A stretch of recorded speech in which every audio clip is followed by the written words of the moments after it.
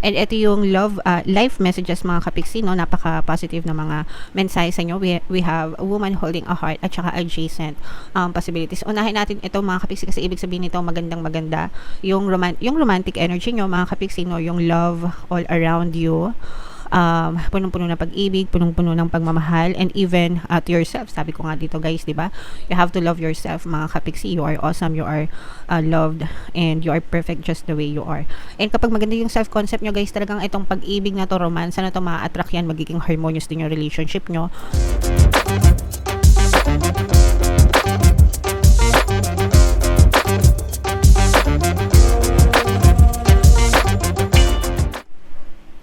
Hello guys, hello Aries, welcome back to Pinoy Pixie Tarot. Ang pamagat ng episode natin for tonight is OOTM, Oracle of the Month, para ngayong April para sa Aries, Sun, Moon, Rising, Sign, and Venus. Meron tayong tatlong set ng decks dito guys. Ito yung para sa spiritual message nyo, ito yung para sa life messages, and ito naman yung sa love life mga kapiksi. So unahin natin itong spiritual message. Kung ano na lang yung makaresonate sa inyo guys, take that message kasi hindi lahat ng message ay magre-resonate. So, you are awesome. Yeah. You are so awesome mga kapisi. Kailangan maganda yung self-concept natin palagi guys, no? Wag nating ida-down yung sarili natin. Iwasan natin yung mag-negative self-talk guys, kasi the more na negative self-talk tayo, the more na nada-down tayo sa buhay natin. So we have to always talk to ourselves in a positive way mga kapiksi. Definitely guys, meron tayong mga negative side, meron din tayong mga positive side mga kapiksi. So yung mga positive side natin, yung mga strengths natin guys, yun yung i-highlight natin sa araw-araw natin pamumuhay. Talk to yourself everyday mga kapiksi, no? Para gumaan yung pakiramdam mo, maging maganda yung tingin mo sa sarili mo. Pag maganda yung tingin mo sa sarili mo and maganda yung pakiramdam mo sa sarili mo, yung buhay natin susunod dyan. Magiging magaan din yung ating pamumuhay mga kapiksi. Alright? So, you are awesome. Basahin natin yung message guys. Ito medyo nahihirapan ako dito sa card na to kasi maliit yung font niya. Your greatest relationship is the one you have with yourself. Build it, strengthen it, praise yourself. Share what makes you proud. Your beaming delight will help others shift from glass half empty thinking to heck, I'm pretty awesome too. So again guys, yung self-concept, no, yung sinabi ko kanina, na dapat maganda palagi yung tingin natin sa sarili natin. Your greatest relationship is the one that you have with yourself. Sabi nga, 'di ba? Kahit na hindi natin kailangan ng validation from other people mga kapiksi, no? To make us feel whole and complete. Yung iba kasi nalulungkot pag mag-isa lang sila, wala silang karelasyon, wala silang SP, wala silang romantic na relationship, no? They feel alone, they feel empty, nalulungkot sila. That's because they do not feel complete with themselves, with yourself. So, pero kapag alam nyo yun, kapag maganda yung tingin mo sa sarili mo, you love yourself, you enjoy being yourself, you're always choosing yourself mga kapiksi, promise, hindi mo na kailangan ng romantic relationship kasi ikaw lang sapat na para sa sarili mo. And ang nakakatawa doon is kapag buo yung tingin mo sa sarili mo and you love yourself, you will start to attract, no, other people. So magugustuhan ka rin ng ibang tao mga kapiksi kasi you're beaming with light, no? Ibig sabihin nagsha-shine ka, maaliwalas ka, maliwanag ka, 'di ba? Because you love yourself, and that what's make you more attractive sa paningin ng ibang tao. Kaya importante talaga guys yung self-concept, no? Yung mahal natin yung sarili natin mga kapiksi. So yeah, don't forget guys, you are awesome, you are loved, you are lovable, you are perfect, you are charming, lahat ng mga kapiksi, okay? So, yeah. Comment down below if naintindihan nyo yung message na yun mga kapiksi. Ibig sabihin yan, alagaan nyo yung sarili nyo and mahalin nyo yung sarili nyo. Pwede kayo guys makinig ng self-love subliminal natin dito sa ating channel, no? Para kung hindi kayo marunong mag-affirm for yourself guys, just listen to our self-love subliminal. Libre lang yan dito sa ating channel guys. So, yung next message naman is para sa life message nyo, mga kapiksi. Habang sinashuffle ko to, panoorin nyo muna yung video natin regarding sa ating paano mag-manifest ng abundance video course. Kapiksi, sawa ka na ba sa mga struggles at hirap sa buhay mo? Masipag ka ba at masikap sa buhay ngunit hindi ka pa rin umaasenso? Ilang beses ka na bang nag-attempt magnegosyo at mag-invest pero palagi ka pa rin nalulugi? Sa pagkakataon na ito ay maaaring may subconscious beliefs ka na nagiging balakid sa iyong pag-unlad at pagyaman. Introducing, paano mag-manifest ng abundance video course. Dito ay matututunan mong ma-overcome ang mga balakid mo para tuluyan ka ng umunlad, umasenso, sumagana, maging matagumpay, successful at maswerte sa iyong kabuhayan, pera, trabaho, negosyo, salapi at kaperahan ng bonggang-bongga. Dali, mag-send na ng email sa pinoypixitaro@gmail.com at simulan na ang iyong pagyaman ngayon. Alright, so sa lahat ng gusto mag-avail ng course guys, yung promo natin ngayong March, magbibigay ako ng free 3-in-1 pampaswerte sa subliminal, sa pampaswerte sa buhay, sa pera at saka sa love life mga kapiksi, kaya mag-avail na kayo.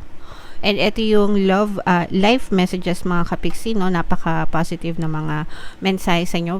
We have a woman holding a heart at saka adjacent possibilities. Unahin natin ito mga kapiksi kasi ibig sabihin nito magandang-maganda. Yung romantic energy nyo mga kapiksi, no? Yung love all around you. Punong-puno ng pag-ibig, punong-puno ng pagmamahal, and even to yourself. Sabi ko nga dito guys, di ba? You have to love yourself mga kapiksi. You are awesome, you are loved, and you are perfect just the way you are. And kapag maganda yung self-concept nyo guys, talagang itong pag-ibig na to, romance na to, ma-attract yan, magiging harmonious din yung relationship nyo, not only with yourself, pero with other people as well. Ibig sabihin, magiging maganda din yung tingin sa'yo ng ibang tao. Mararamdaman mo yung loving connection, mga kapiksi. So, ibig sabihin nito guys, maganda yung love department mo or relationship department mo in general. So, hindi lang sa romantic side, mga kapiksi, pero even yung non-romantic, yung mga relasyon mo, sa mga kaibigan mo, sa mga neighbors mo, kamag-anak mo. And parang bumabalik sa'yo, no? Bumabalik sa'yo ng doble, ng triple, yung pagmamahal na binibigay mo din sa ibang tao. So, just focus on love and light, mga kapiksi. Napakasarap magmahal and napakasarap ng mahalin ka in return, guys. Okay? So, i-mind nyo na to guys, tong love energy na to, mind, love energy, mind, romantic energy. And ito naman mga kapiksi, ito ay nagre-represent ng multiple opportunities, no, sa buhay nyo. So, kung mapapansin nyo guys, maraming pintuan dyan. And itong mga pintuan na to guys, yan yung mga pintuan ng oportunidad, no, sa buhay nyo. Pwede kayong mag-experiment, no, kung anong pintuan dyan yung gusto nyong pasukin. Ibig sabihin, you can try and try and try, mga kapiksi. Kapag hindi maganda yung opportunity dun sa isang pintuan, you can always go out of that and hanap kayo ng ibang pintuan na pwede nyong pasukin, and kung saan kayo masaya, kung hanggang sa makita nyo yung tamang opportunity na para sa inyo, na alam nyo yun, mag-contribute para sa inyong pag-unlad, pag-asenso, no? Pero hanggang sa hindi nyo pa nakikita kung ano yung tamang para sa inyo, you just keep on looking and keep on searching. There are always plenty of doors, palaging maraming pintuan ng oportunidad ang nag-aantay sa'yo. Kailangan mo lang umaksyon, mga kapiksi. Syempre ito guys, kailangan pag-aralan nyo, diba? Pagsikapan nyo, mga kapiksi, no? So, pag-aralan nyo, yung kasi yung pinaka-importante guys, yung pinag-aaralan nyo yung mga opportunities, no? Hindi yan parang, okay, pasok ka dito, mayaman ka na. Hindi ganun guys. Pag-aralan nyo, pagsikapan nyo hanggang sa umunlad at umasenso yung buhay nyo, mga kapiksi. Okay? So, i-mind nyo na rin yan, guys.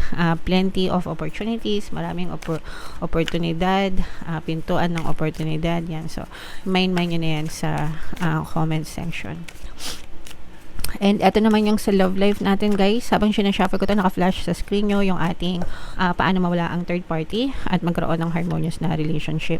Sa mga interesado, mag-send lang kayo ng email guys. So eto naman guys, yung mga maaaring nakaka-impluwensya sa love life nyo ng iyong partner or specific person. Meron tayong children at saka mature man. Itong mature man guys, this may be your energy or pwedeng energy ng person nyo. Pwedeng he, she, yung relationship nyo. Ibig sabihin, babae, lalaki. Pwede ring he, lalaki-lalaki yung relationship nyo, mga kapiksi. Mature man, hindi ibig sabihin matanda, no? Pwedeng older, it's either older ka or older siya sa'yo, mga kapiksi. O kaya naman is someone na very responsible sa relationship. And if this is your person, guys, nakikita natin na very mature talaga itong person nyo, and or baka kayo ito. Again, pag love life kasi, guys, pwedeng ma-pick up yung energy nyo or yung energy ng person nyo. So, ibig sabihin nito, guys, somebody who loves children or who loves your children so much, mga kapiksi, no? Lalo na kung pamilyado kayo, mga kapiksi, parang nakikita natin na itong person mo is very responsible sa kanyang mga opportunities, obligation, bilang isang tatay or bilang isang masculine figure dun sa relationship, mga kapiksi. And for some of you, guys, parang yung mga anak nyo, malaki din yung contribution nila kung may mga anak na kayo, mga kapiksi, no? Malaki yung contribution nila para mas lalong maging matibay yung bonding mo with your specific person, kasi sometimes, diba, kapag pamilyado na, may anak na, mas lalong nagiging matino, no?